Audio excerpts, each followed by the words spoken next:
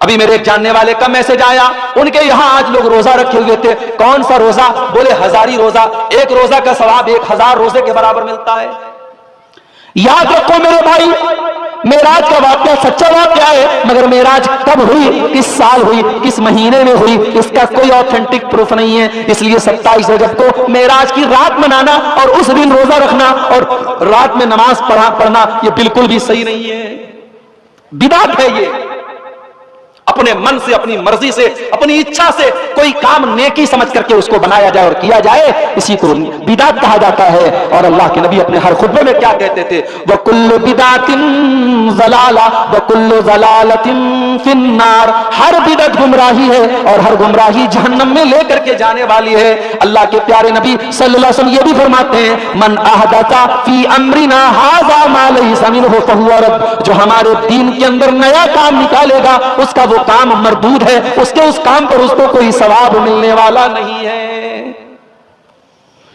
بدعت کرنے والا، جانتے ہو جو بدعت کرتا ہے بڑا خطرناک آدمی ہوتا ہے۔ شرابی شراب پی رہا ہے، اس کو سمجھاؤ گے ہو سکتا ہے وہ مان جائے۔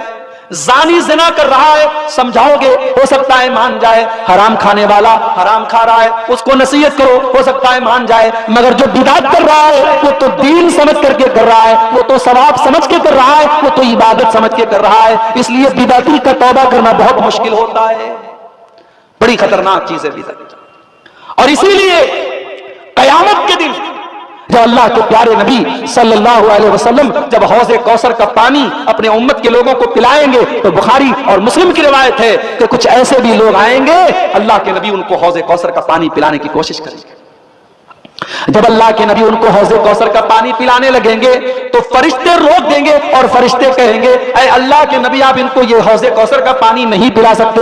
اور اللہ کے نبی فرمائیں گے یہ تو میری امت کے لوگ ہیں، یہ تو میرا کلمہ پڑھنے والے لوگ ہیں، یہ تو میرے ماننے والے لوگ ہیں۔ تو صحابہ کیا، تو فرشتے کیا کہیں گے؟ فرشتے کہیں گے اے اللہ کے نبی انک لا تدری ما احدثوا بعدک، اے اللہ کے نبی آپ نہیں جانتے انہوں نے آپ کے بعد آپ کے دین میں کون کون سے نئے نئے کام نکالے ہیں، آپ کے دین کو بگاڑ کے رکھ دیا ہے، آپ کے دین کا تماشا بنا کے رکھ دیا ہے۔